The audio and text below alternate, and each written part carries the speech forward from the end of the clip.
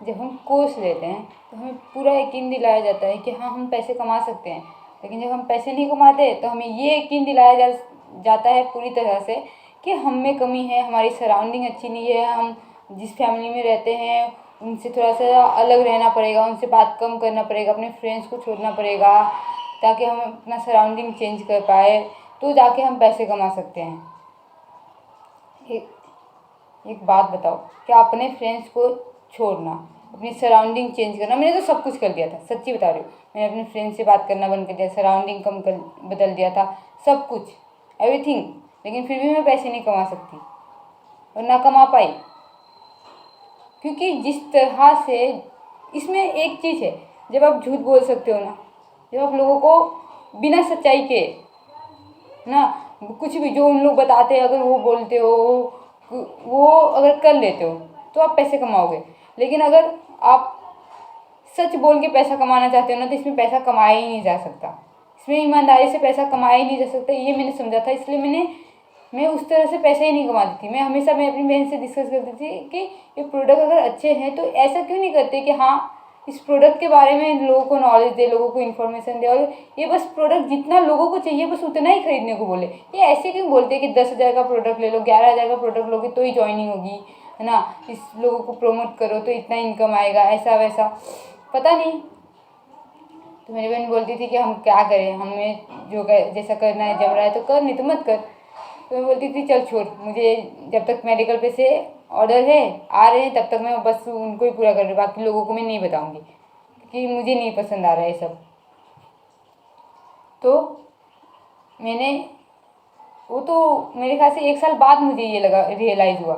6 महीने तक तो मैं दबा के काम करती थी लोगों को बताना ये सब, क्योंकि बाद में 6 महीने के बाद मुझे रियलाइज़ हुआ कि नहीं यार ये क्या है, मतलब ये सही नहीं है, बस मेरे लिए मैं नहीं कर पाऊँगी ये। तो जब मैं इनको मतलब दीपक बजाज की टीम से बताती थी तो बोलते थे कि तुम एक काम करो कि दीपक सर से मिलो,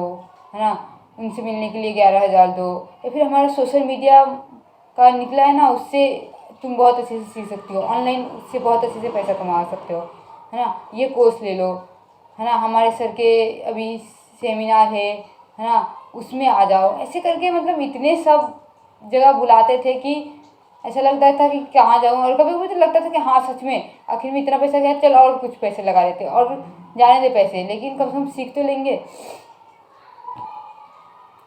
लेकिन पैसे ना होने की कमी से ही सही कि मैं नहीं गई। अगर सच में पैसे होते ना तो सच में मेरे कितने पैसे जाते तो मैं भी नहीं जानती। लेकिन हाँ, जब हम जैसे स्टूडेंट को या हम किसी भी लोग को ये रियलाइज़ कराते हैं ना कि हमारे अंदर कमी है। दीपक बजाज आपके बच्चे हैं,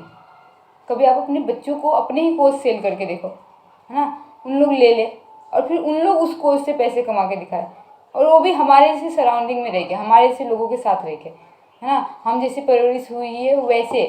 तो हम मानेंगे कि हाँ हमारे अंदर कमी है, हम आपके कोर्सेज से नहीं सीख पा रहे। और आप जैसे लोगों को कोर्सेज बेचना ही नहीं चाहिए, क्योंकि डायरेक्ट सेलिंग में कभी कोर्स नहीं बेचना चाहिए,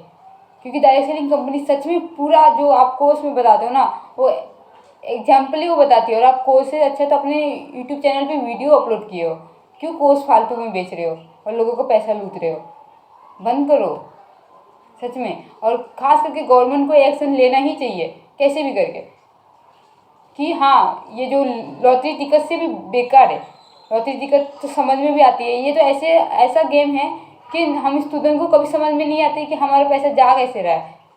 और वापस रिटर्न होने का भी यहाँ पे कुछ चांसेस नहीं रहता।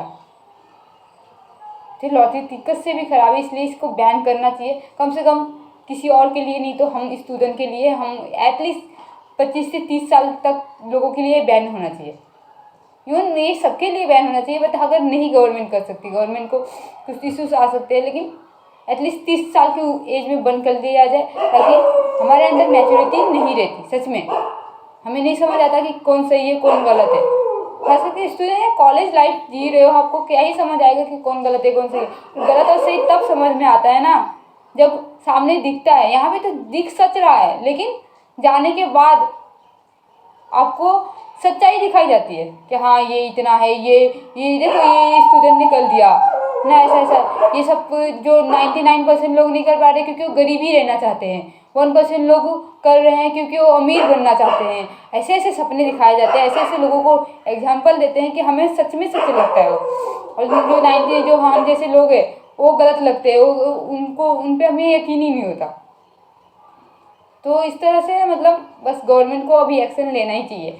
इन कोर्सेज पे, इन जैसे सारे कोर्सेज पे, क्योंकि एक थोड़ी ना कोर्स है, बहुत सारे कोर्स है ऐसे, और बहुत सारे लोग 5,000 3,000 4,000 करके बेचते हैं। इसलिए गवर्नमेंट को ये एक्शन लेना चाहिए और गवर्नमेंट को ये करना भी चाहिए कि हाँ बस बैन हो जाए इस कोर्सेज,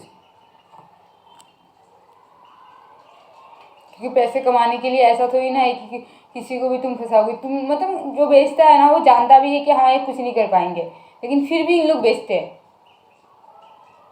क्योंकि हमें नहीं समझ है ना, उन्हें तो समझ है। उन लोग तो इतने बड़े बड़े बोलते 13 लाख लोगों को सिखाए हैं, 13 साल से सिखा रहे हैं, ऐसा कर रहे हैं वैसा कर रहे हैं, सबकी ज़िंदगियाँ, इतनी लोगों की ज़िंदगियाँ मैंने बदली है, ऐसे ऐसे, बाप रे बाप। कोई भी इनकी बातों में आ सकता है और बहुत आराम से आ सकता है, क्योंकि साइकोलॉजी गेम बहुत ज़्यादा खेलते हैं, बहुत ही ज़्यादा, इतना ज़्यादा कि उसकी हद है।